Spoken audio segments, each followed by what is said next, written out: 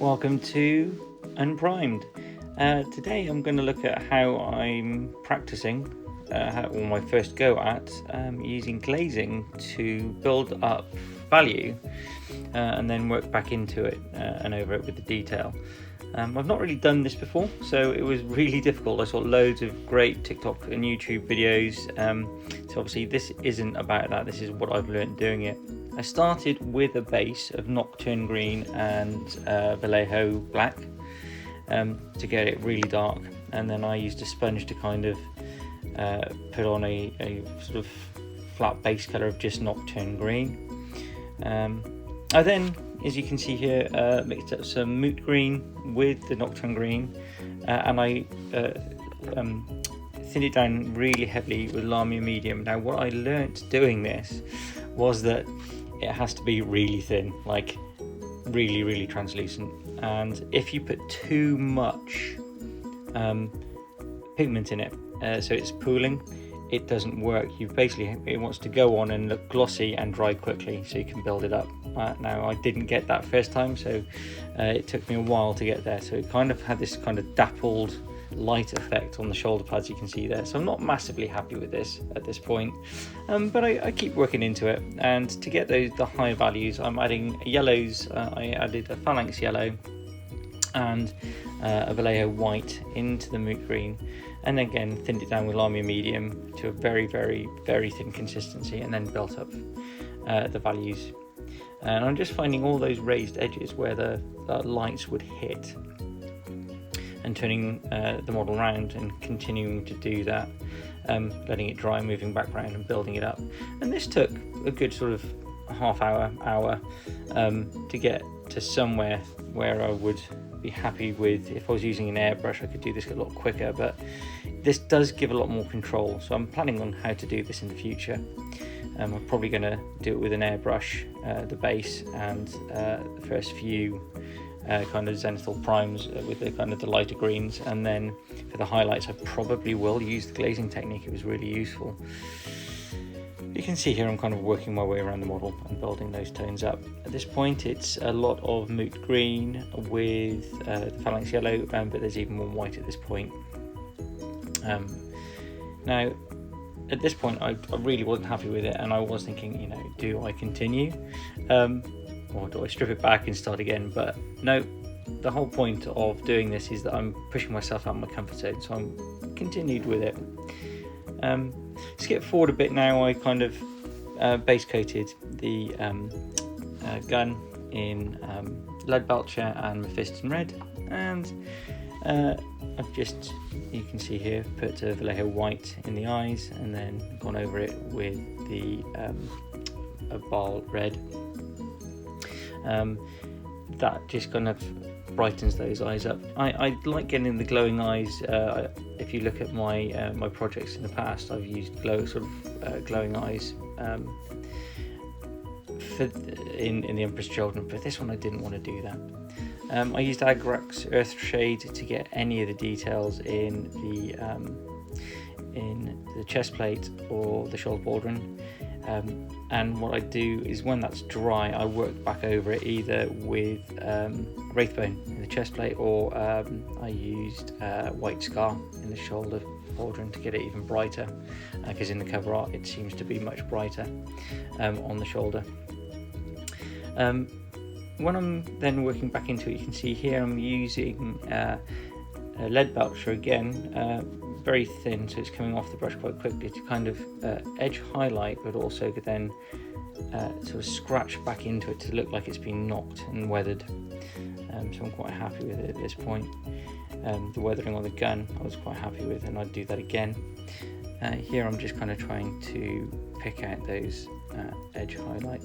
No, sorry, this is where I'm doing the shade in the eyes. So I'm adding some, again, I think this is normal oil, into the eyes. I'm going to let that just dry in the corners, because I like to have a kind of value in the eye, so shaded from one side. I did go back over that again with a little bit of red in the middle, and now I'm just kind of dotting very finely some Vallejo white just at the corner of each lens to give that kind of glossy lit appearance. There we are, there's my white scar over the shoulder border, and just kind of picking that detail back out. I did go wrong a few times, and luckily I've used a wet palette, so I had the green left over from a few days ago I could work back into. So this is now me just going around with that moot green. This is just moot green and white, and I mixed up a range of values in my colour palette. So just kind of went from very, very pale to very, very heavily moot green, and I'm just kind of going around, and like there's loads of great edge highlighting videos online that I've used and learned in the past. It's all about the paint consistency on the brush and approaching the edge to kind of get it quite thin on.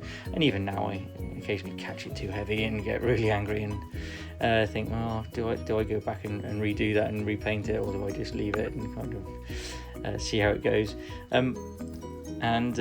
Obviously this one is part of a competition. This is the first kind of Dark Angel I've kind of practicing painting this colour scheme for.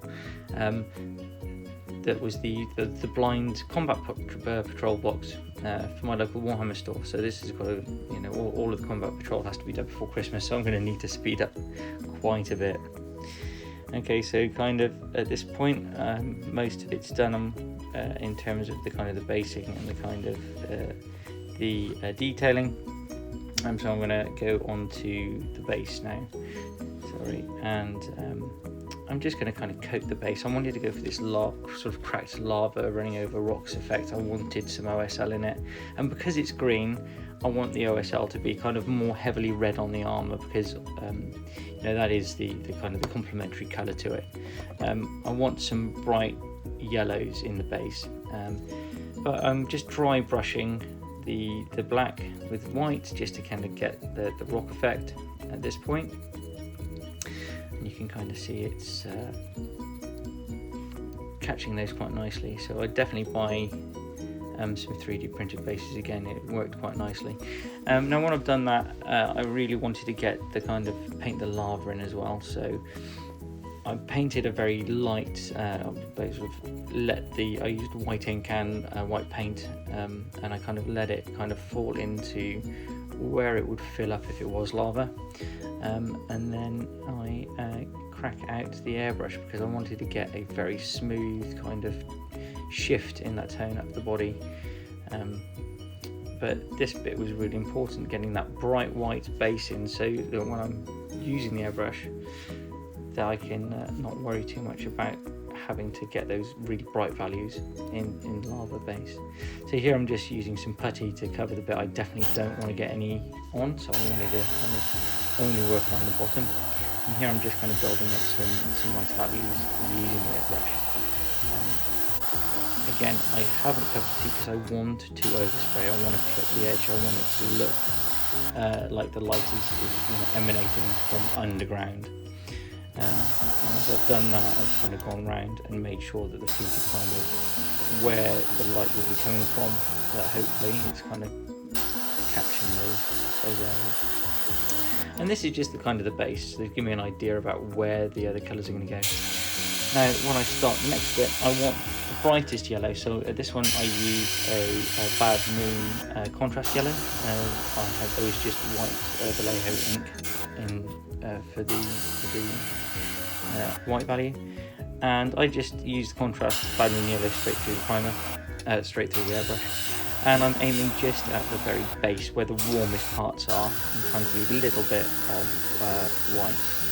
Then as it comes up towards the, out of the lava along the rock base where the rock meets the lava, I'm using some orange at this point, so I mix a little bit of that Baal Red and Bad Moon yellow together. But any kind of warm orange will do. Then I've gone in and I've got the Baal Red, and I'm kind of catching the top of the rocks near where that kind of the light will come back, and the feet.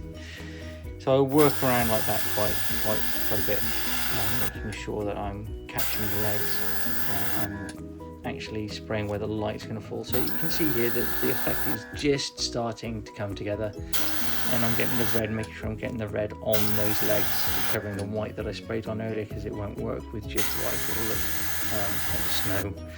Now I'm just going to finish off by dry brushing some dark brown and black, just catching the edges where the light wouldn't be getting or would be kind of fading away. I learned a lot from doing this model. Like I said, it was my very first glazing model, and it's not perfect by a long shot, but I did learn a lot, and I'd happily do it again. Like I said, I'm going to use the airbrush next time, and then I would just use a glaze for the highlights. Thanks for listening, guys.